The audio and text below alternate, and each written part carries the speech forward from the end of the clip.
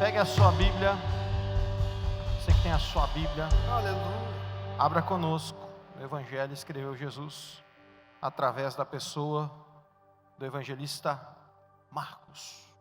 Evangelho de nosso Senhor Jesus Cristo, através de Marcos, capítulo de número 5. Enquanto você procura, deixa aqui o registro da gratidão ao Senhor, através da Giovana e sua família, pelo aniversário do pastor Adão. Completou mais um ano de vida essa semana que passou. Então recebe aí o pastor Adão o carinho, o amor, não só da Giovana, da sua família, mas de toda essa igreja que ama o Senhor. Amém?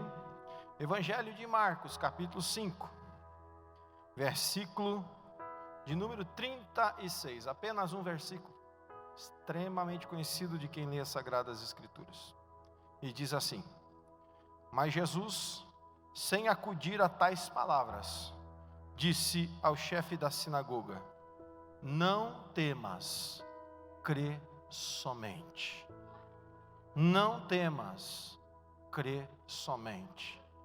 Feche os teus olhos, incline a tua fronte, papai amado. Abençoa a vida dos teus filhos nessa noite. Oh Senhor, eu quero te glorificar, Senhor, porque tu és, Senhor, a fonte do rio inesgotável, Senhor. E nessa noite, Senhor, aonde houver um coração que esteja aberto, receptível, tanto aqui na igreja como em sua casa, Senhor.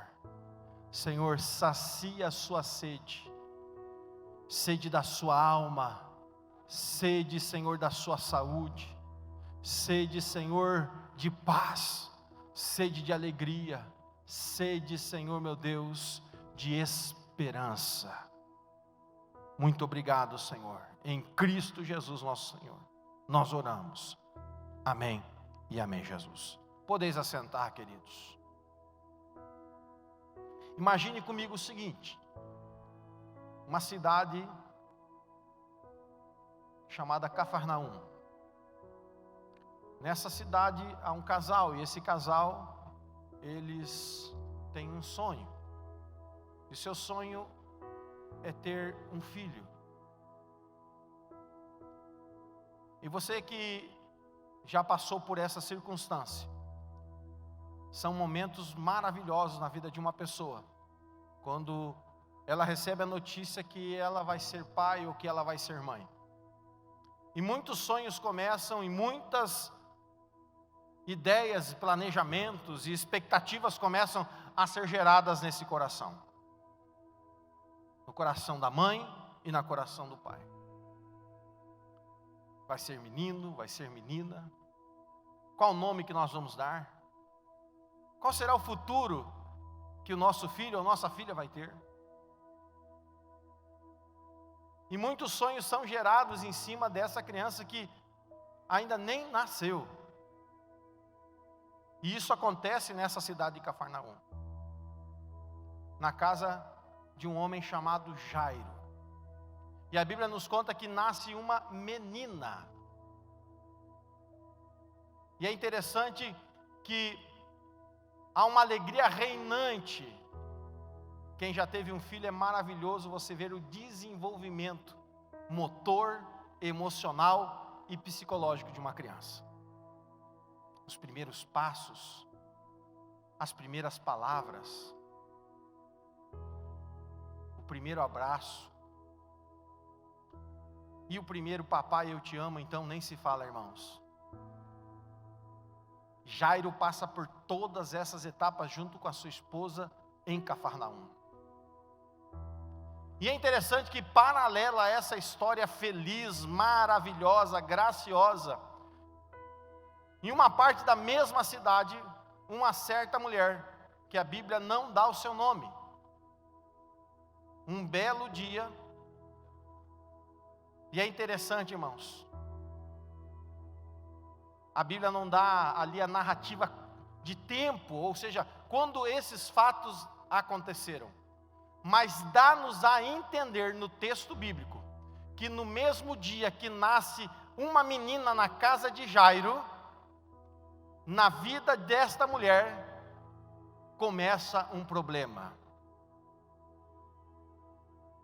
A Bíblia diz que ela começa a padecer de uma hemorragia constante.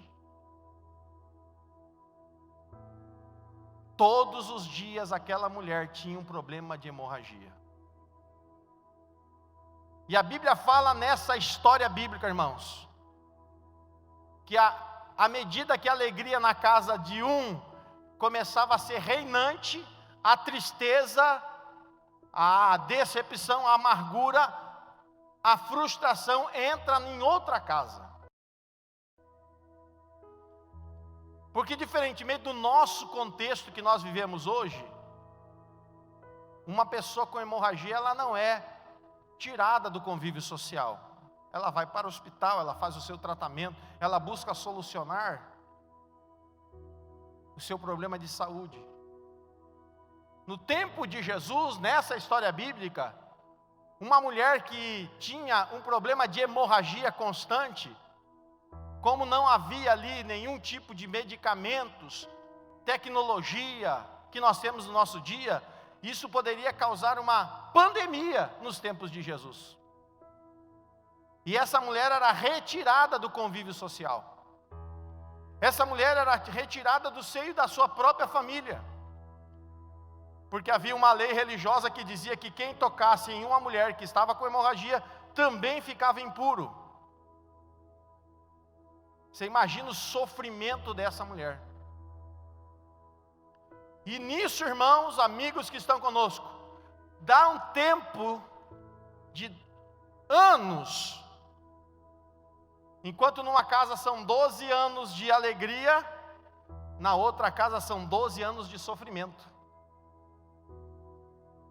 Só que quando a menina completa 12 anos de idade, ela também, naquela casa onde reinava a expectativa, a alegria, pela vida que havia ali naquela casa, porque criança traz alegria para casa, sim ou não? Aquela menina é acometida de uma enfermidade. A Bíblia não relata a enfermidade, apenas coloca um adjetivo que talvez muito pouco nós usamos nos nossos dias: moribunda. O que quer dizer isso, pastor? Uma pessoa que está morrendo. Ou seja, toda aquela expectativa na vida daquela casa, daquela família, daqueles pais, agora também estava morrendo.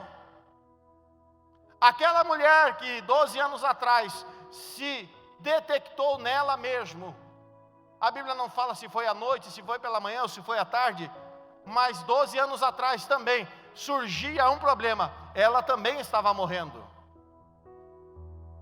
Como se fosse de uma anemia constante na sua vida, que a levaria à morte. E agora nós temos duas casas. Oh, glória a Deus!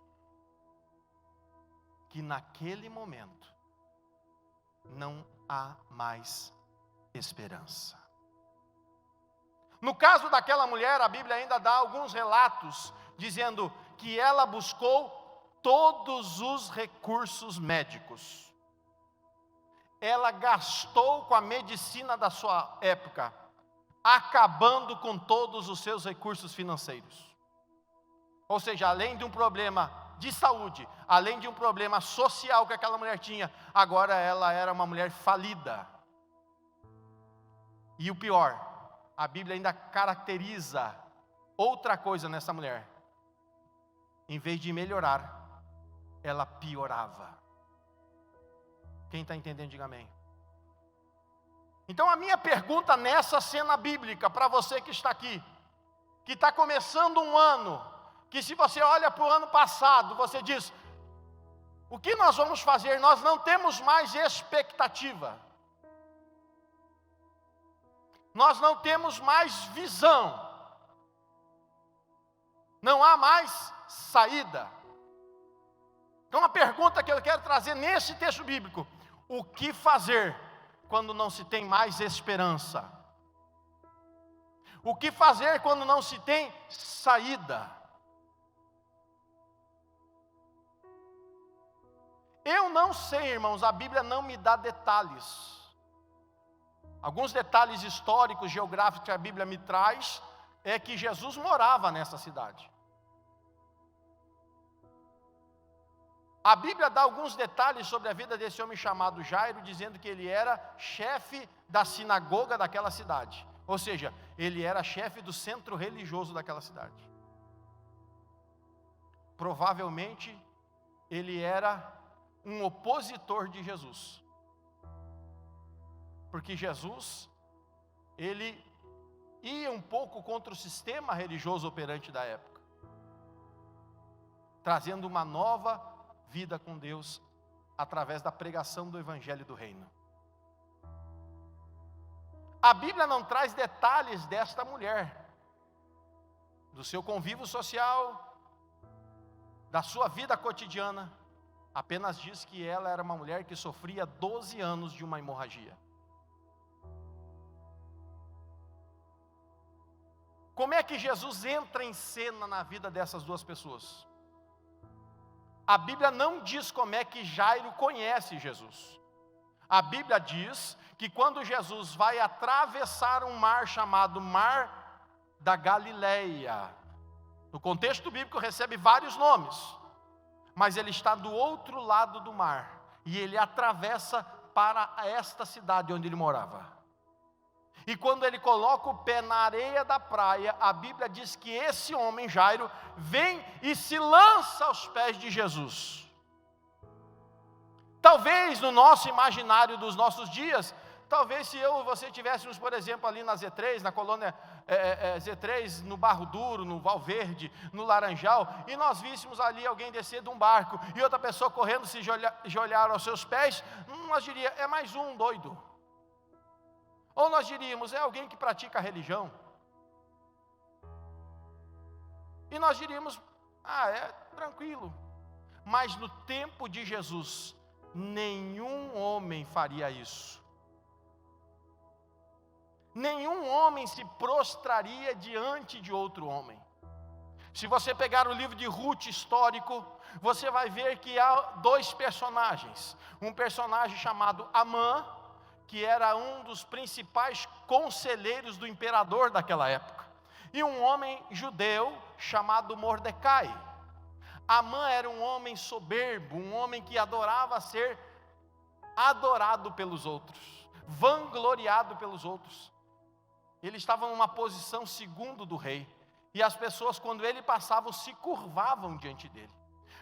Mas havia um homem sentado junto à porta do rei, chamado Mordecai. Ele era um judeu, e o judeu, ele tem uma coisa escrita na tábua do seu coração, escrita lá dentro da sua alma, que é: somente ao Senhor Deus adorarás, e somente a Ele servirás. Então nenhum judeu se curva diante de ninguém, ele só se curva diante do Senhor. Ele só se prostra diante do Senhor. Então imagine comigo a cena, na beira da praia, num certo dia, Jesus chega, desce do barco, bota o pé na areia da praia, e vem um homem e se joga aos seus pés. O que os outros falariam? Blasfêmia.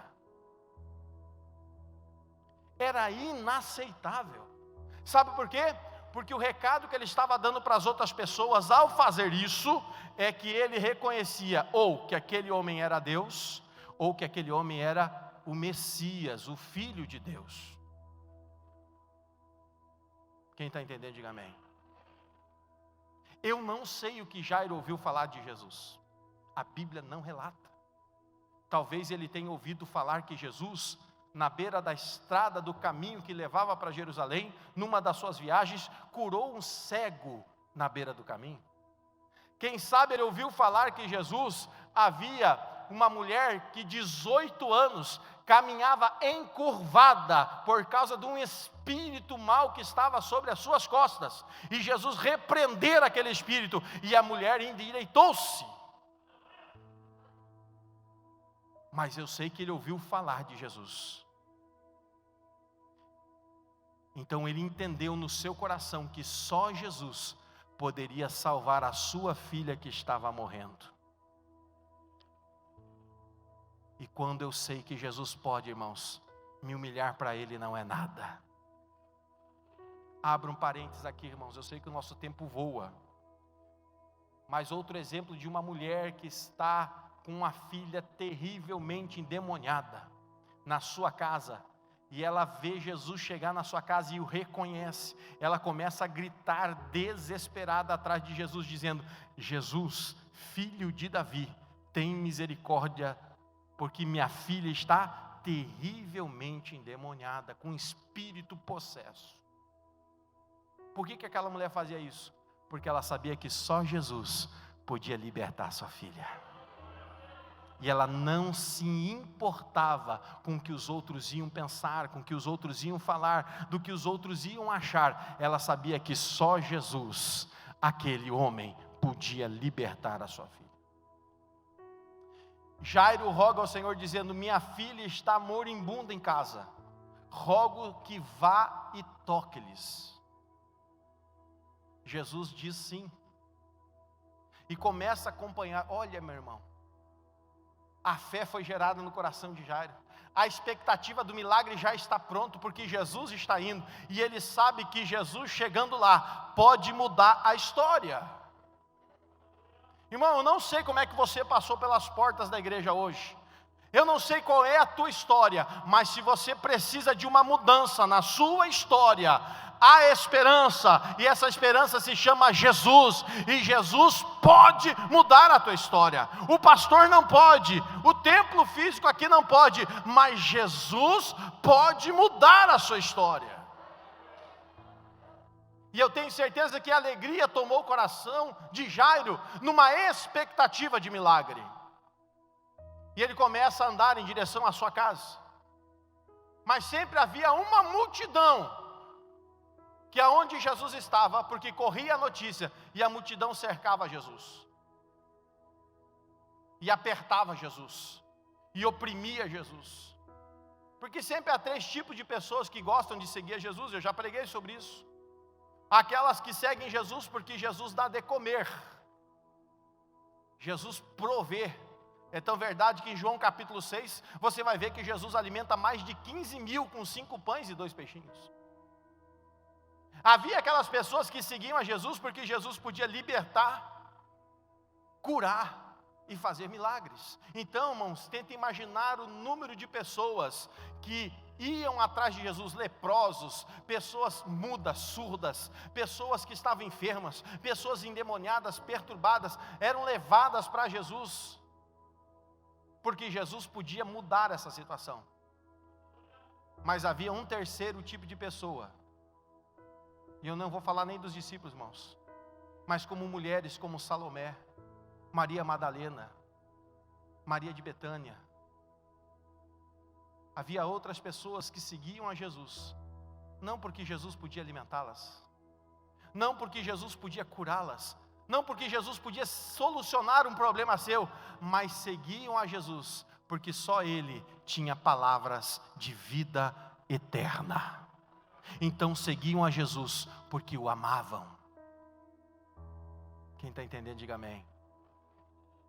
Dá uma olhadinha de canto de olho, você que está sentado a 2 metros do seu irmão, e diz assim para ele: ei, irmão, que tipo de pessoa você é? E aí, irmão, que tipo de pessoa você é? Você está aqui só porque Jesus pode solucionar um problema seu? Ai, pastor, que palavra é essa? Será que você está aqui só porque Jesus pode curar alguém que está enfermo, se é você, se é alguém na sua casa? Ou será que você está aqui só porque Jesus pode solucionar um problema seu, abençoar você para que pague suas dívidas, para que solucione o seu problema financeiro? Ou você está aqui porque Jesus pode dar para você a vida eterna? Porque você ama Jesus. E quando Jesus está caminhando, meus irmãos, daqui um pouco Jesus para. Ele interrompe a sua trajetória à casa de Jairo. E ele diz: quem me tocou? Quem tocou em mim? Alguns dos discípulos, Pedro, eu tenho certeza que os outros também, dizem: Jesus, como tu perguntas quem te tocou? Porque uma multidão está te oprimindo, muita gente quer alguma coisa de você, Jesus. Senhor, alguém quer sempre alguma coisa de você. Não, não, não. Alguém me tocou de uma forma diferente. Alguém veio a mim com uma intenção diferente. Porque de mim saiu poder. É a primeira vez na história do Evangelho que eu vejo, não Jesus liberando poder, mas alguém conseguindo tirar o poder de Jesus. Não, eu acho que você não me entendeu nessa noite, meu irmão. Em todo o Evangelho você vê Jesus liberando poder para curar, Jesus liberando poder para restaurar, Jesus liberando poder para expulsar demônio, mas desta vez alguém conseguiu tirar de Jesus poder.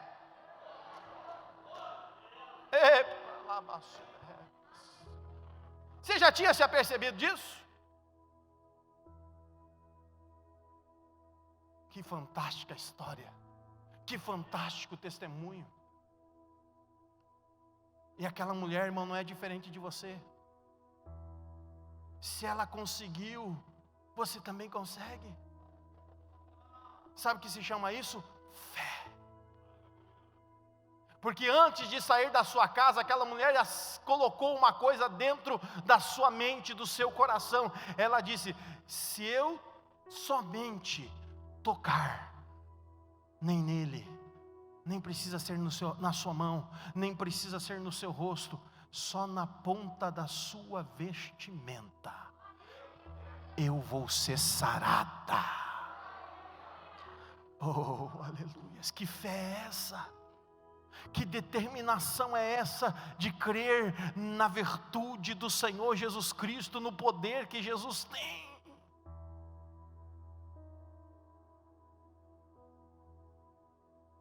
E ela com medo, e a Bíblia diz que ela ficou com temor, ela vem e se identifica, se lança aos pés de Jesus.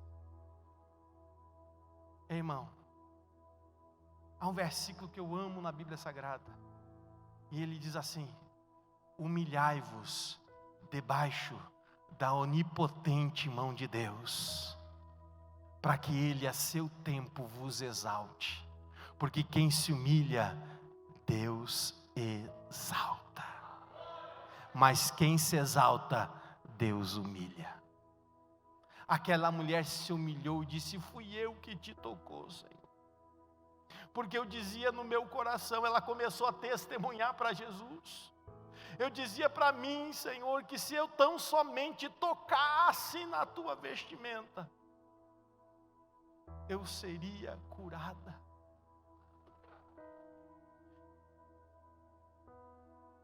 Enquanto Jesus está conversando com aquela mulher, irmão, você já teve a sensação que parece que às vezes alguém se mete na nossa história de sucesso?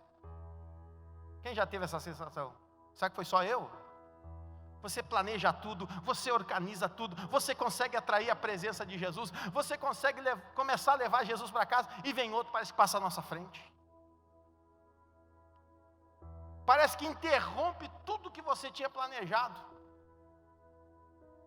E foi isso que essa mulher faz na vida de Jairo.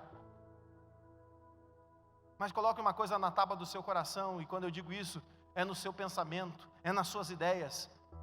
O seu tempo não é o tempo de Deus. O seu momento não é o momento de Deus. E há um texto no livro do profeta que diz que o Senhor não tem pensamentos de mal, mas pensamentos de bem. O que Deus está dizendo? Que eu vou fazer tudo para que você se dê bem. E eu vou explicar outra coisa fortíssima aqui para você. Até aquilo que parece mal aos seus olhos é para o seu bem. Até quando Deus diz não para você, é para o seu bem. Quem está entendendo, diga amém. Oh, glória a Deus. Quando Jairo, irmãos, está naquela expectativa do milagre, só que ele vê a sua trajetória interrompida por outra história. Chega algumas pessoas da sua casa e dizem: Jairo, Senhor, você não precisa mais importunar Jesus. A sua filha morreu. É como se chegasse para você e disse assim: ó, ei, acabou tudo. Não tem mais esperança. Sabe seu problema? Não tem mais solução. Sabe o teu casamento?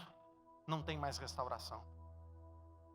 Sabe aquela pessoa que está na droga, no crack, na cocaína, no loló, no tiner, na maconha? Não tem mais saída. Não tem mais esperança. Tem pessoas que adoram decretar o nosso enterro, irmãos. Mas eu tenho uma palavra de Jesus aqui para você nessa noite. Jesus nunca está desapercebido. Quando vierem com palavras de derrota, de desânimo, de falta de esperança, você fique tranquilo, aqui diz o texto bíblico. Olha o que disse aqui: sem acudir a tais palavras. Sabe o que está dizendo isso? Sem dar importância. Oh, aleluia. Sem dar valor, sem registrar. Quando as pessoas chegam, olha, a sua filha está morta, Jesus não deu nenhuma importância a essas palavras, a esse decreto. Sabe o que Jesus faz? Ei, Jairo! É como Jesus está dizendo aqui para você: ei, preste atenção, não temas, crê somente. Sabe esse teu casamento, meu irmão? Ei, não temas, crê somente. Sabe essa enfermidade, meu irmão? Não temas, crê somente. Sabe esse problema? Não temas, crê somente. Sabe essa adversidade que tem se lançado contra você? Ei, não temas, crê somente. Jesus estava dizendo: dê-me ouvido, Jairo. Jesus volta a dar atenção para aquela mulher. Você já anotou no texto bíblico? Chega em casa, irmão, lê todo o capítulo 5, a partir deste versículo, da narrativa da história de Jairo. Você vai ver que em nenhum momento Jesus ora por aquela mulher, porque a fé daquela mulher foi tão poderosa, que não necessitou de oração, mas apenas uma sentença de paz.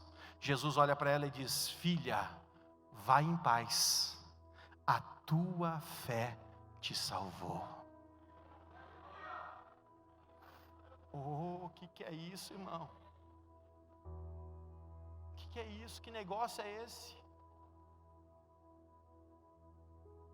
Mas algumas pessoas precisam que nem Jairo.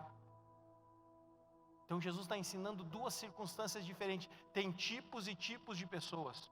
Tem pessoas, irmãos, que a sua fé é tão poderosa, que basta liberar uma palavra, e acontece. Abre um parênteses de novo na mensagem, porque eu estou falando de fé, estou falando de esperança. Um certo centurião romano, que era um homem que comandava como se fosse um tenente, um pelotão de 100 homens. E ele ouviu falar de Jesus. E um dos seus empregados, porque a Bíblia não fala escravo, fala de empregados, de servo. Ele chega para Jesus numa conversa e diz: meu servo, meu empregado está terrivelmente enfermo. Ele olha para Jesus, ele não é crente, ele não é judeu, ele não faz parte do sistema religioso. Ele é um homem até idólatra, porque ele é romano, mas ele ouviu falar de Jesus e creu. Então, irmãos, fé para milagres não tem nada a ver com salvação. Quero deixar bem claro isso no culto também. Mas ele creu que Jesus podia. E ele falou uma coisa tão interessante para Jesus, que ele disse assim para Jesus: ei Jesus, tu não precisa nem entrar na minha casa. Olha que negócio é esse, irmão. Sim, Jesus, tu não precisa nem ir na minha casa. Basta uma palavra aqui, e lá em casa o meu servo vai ficar curado. Não, eu acho que você não entendeu o que o pastor está pregando aqui nessa noite. Basta uma palavra para aquele que crê, e o seu problema é solucionado. Basta uma palavra para quem crê, e a cura chega na sua enfermidade. Basta uma palavra, e o seu casamento é restaurado. Basta uma palavra, o filho com problema, a família com problema, é restaurada para a glória de Jesus. E a Bíblia diz que no mesmo instante, que Jesus libera uma palavra, o seu servo é curado. Ele olha para os seus discípulos e diz assim, ó, nem em Israel inteira eu vi uma fé desse tamanho. Quem está entendendo, diga amém. Mas tem pessoas que são como Jairo, que elas precisam que Jesus entre na sua casa. E não tem problema, irmãos. Não tem problema nós termos comportamentos espirituais diferentes. Tem pessoas que são abençoadas com uma palavra, tem pessoas que são abençoadas por imposição de mãos. Eu estou doido para botar a mão nos irmãos para abençoar, viu, irmãos? Mas ainda a gente não pode. Não põe a mão em ninguém, irmão, pelo amor de Deus. Você tem que se cuidar. E você tem que cuidar dos outros. Não é por causa do pastor, não é por falta de fé, irmãos. Porque Jesus faz se Ele quiser fazer. Mas por respeito às pessoas. Quem entendeu, diga amém. Tem pessoas que precisam de uma unção com óleo e elas serão curadas. Jairo precisava que Jesus entrasse dentro da casa dele. Não tem problema, eu vou entrar. Se você precisar que Jesus vá lá na sua casa, Ele vai. Se você precisar que Jesus vá lá onde você trabalha, Ele vai ir. Se Jesus precisar ir lá no seu leito conjugal, lá onde você dorme com o seu esposo, com a sua esposa, Jesus vai expulsar aquele demônio que está atrapalhando a sua casa. Certa vez o pastor Nelson foi a São Paulo. Deus o levou lá em São Paulo. Ele ia numa cidade, Deus levou ele lá a outra cidade, para entrar dentro de uma casa onde havia um demônio que dormia todos os dias separando um casal. O marido dormia para um lado, a esposa dormia para o outro e o demônio dormia no meio. Se você tiver curiosidade, um dia vá e diga, pastor Nelson, me conta essa história que eu quero saber. E Deus levou o pastor Nelson e a irmã Vanir lá dentro daquele que estavam se separando. Era a última tentativa, né, pastor Nelson, irmã Vanir, de reconciliação no casamento. Se aquela viagem, oh Jesus, se aquela viagem que eles fizeram para tentar reconciliar não desse certo, na segunda-feira eles estariam assinando o divórcio. Pastor Nelson e irmã Vanir iam comprar um carro, né, pastor Nelson? Acho que era isso. Chegaram na polícia rodoviária ali em Curitiba, chovendo. E aí o policial rodoviário, quem é o senhor? Nós somos pastores, nós vamos ir a São Paulo, era isso, né? Para comprar um carro. E o policial federal disse, não, peraí que eu vou arrumar uma carona para vocês. Parou o primeiro carro na estrada. Olhou para dentro do carro. Disse, eu tenho um casal de pastores aqui que precisa ir para São Paulo, vocês levam? O motorista disse assim, manda vir. É de Deus, nós estamos precisando. Pastor Nelson entrou, eles começaram a contar toda a história da vida deles, e que aquela seria a última viagem que eles fariam como um casal. E Deus revelou toda a casa deles, o apartamento, o demônio dormindo lá no meio deles, os demônios dentro daquela casa, em cima dos guarda-roupas, perturbando, destruindo. E eles não conseguiam ter filhos. Pastor Nelson e irmã Vanir entraram lá, ordenaram a libertação no nome de Jesus. Um ano depois eles vieram a Pelotas apresentar o primeiro filho deles. Sabe por quê? Porque Jesus continua o mesmo. E sabe qual é o nome do filho deles, irmãos? O melhor de todos, Samuel. E é o meu irmão negão, irmãos. Pensa num negão, irmãos. 2 metros de altura que ele tem, homem. Carinhoso, amoroso, transformado. Até hoje ele liga para o pastor Nelson e diz, e aí, pai? Como é que está meu pai branco? Fala, irmã Ivanir. E fizeram agora 50 anos de casado. Vamos fazer 50 anos de casado agora. Sabe por quê, irmãos? Porque quando Jesus entra na história, Ele entra para mudar a história. Você pode adorar o Senhor? Isso, aplauda o Senhor. Quando Jesus entrar na sua história, vai ser para mudar a sua história.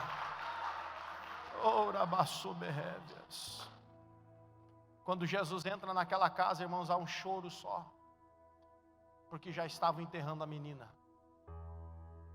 E Jesus disse, por que vocês estão chorando? Ela está dormindo. Começaram a rir. Começaram a debochar de Jesus. Tem gente que não entende o que Jesus vai fazer na sua vida. Tem gente que não consegue compreender quando você diz assim, eu estou na prova, mas eu estou na bênção. Eu vou passar por essa prova. porque Jesus vai mudar a minha história. Sabe o que chama isso, irmãos? Fé. Convido você a ficar de pé nesse instante. Eu estou encerrando. Eu estou com um sentimento aqui nessa noite, irmãos, de que Jesus vai mudar histórias. Que Jesus está entrando. Pastor, o que fazer quando não tem esperança? Corre para Jesus. Se for preciso, te joga nos pés de Jesus. Se for preciso, te humilha nos pés de Jesus. Se for preciso, irmãos, roga para Jesus. Coloca nele a tua esperança, coloca nele a tua fé, coloca nele o teu coração. Eu não sei, irmãos, qual é a sua luta, mas eu sei que você pode sair daqui com a sua vitória. Eu não sei o que é que está roubando a tua esperança, mas eu sei que você pode sair daqui renovado, em esperança, em alegria, em o nome de Jesus Cristo. Você crê nisso, irmão? Você crê nisso? Feche os teus olhos.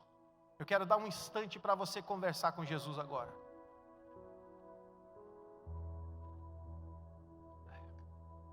O que está angustiando você? O que está angustiando a sua vida? O que está angustiando o teu coração? O que está perturbando a tua alma? Quando Davi estava angustiado, ele dizia assim: por que te perturba a minha alma? Espera em Deus, pois ainda o louvarei. Dá um dó maior aí, mano.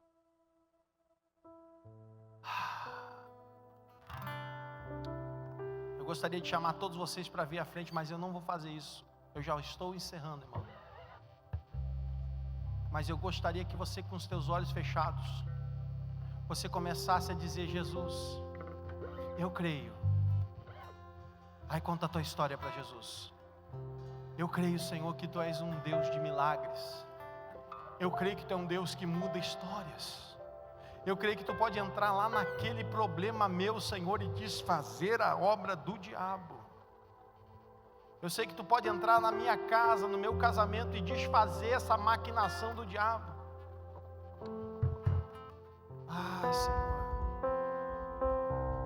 Escute.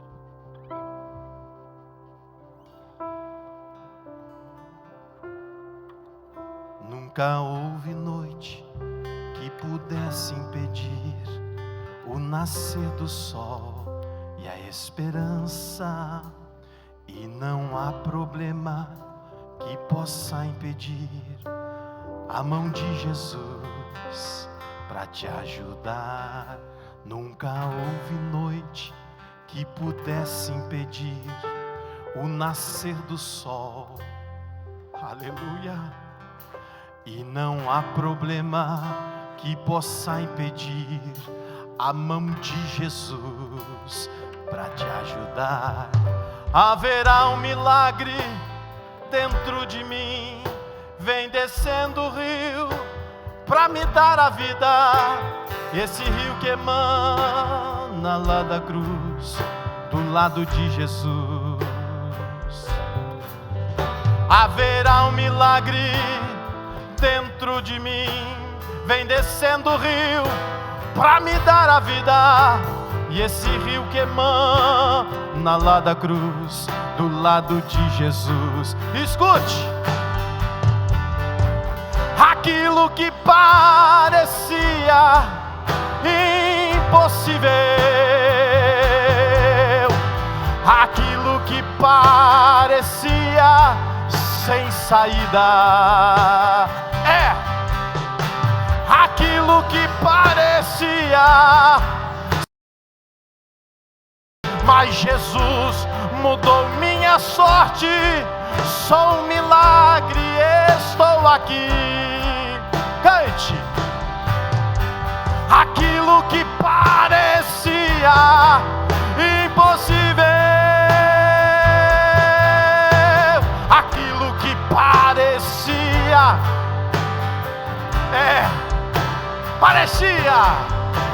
aquilo que parecia ser minha morte, mas Jesus mudou minha sorte, sou um milagre, aqui.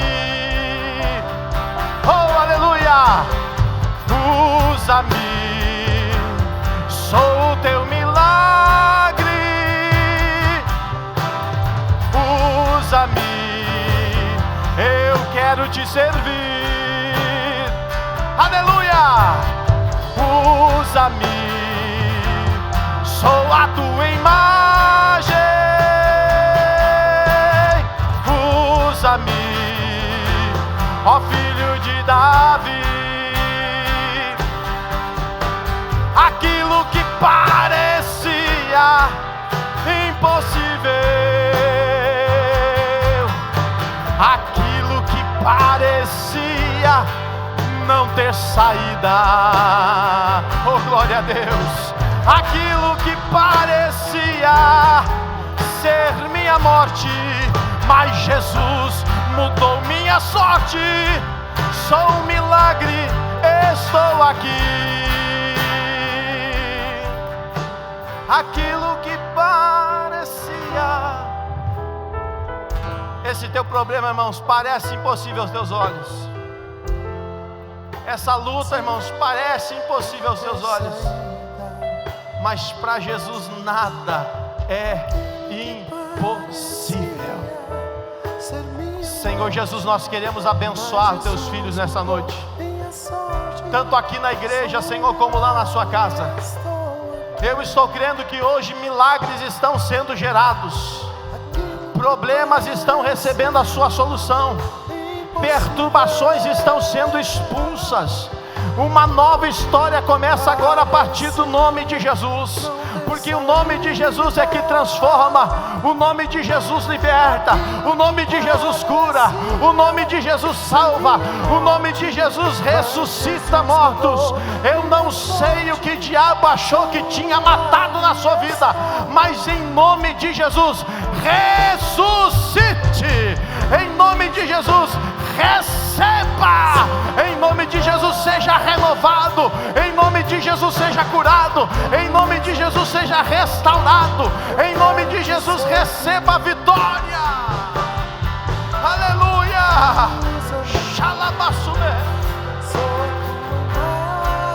Há uma atmosfera aqui de renovo, meu irmão. Há uma atmosfera aqui, meu irmão, de cura. Há uma atmosfera aqui de milagres. Há uma atmosfera aqui de restauração. Há uma atmosfera aqui de reconciliação. Há uma atmosfera aqui de perdão. Receba no nome de Jesus. Aleluia. Oh, meu Deus. Oh, aleluia. Eu creio que histórias estão sendo mudadas. Minha sorte, sou um milagre, estou aqui. Oh, aleluia.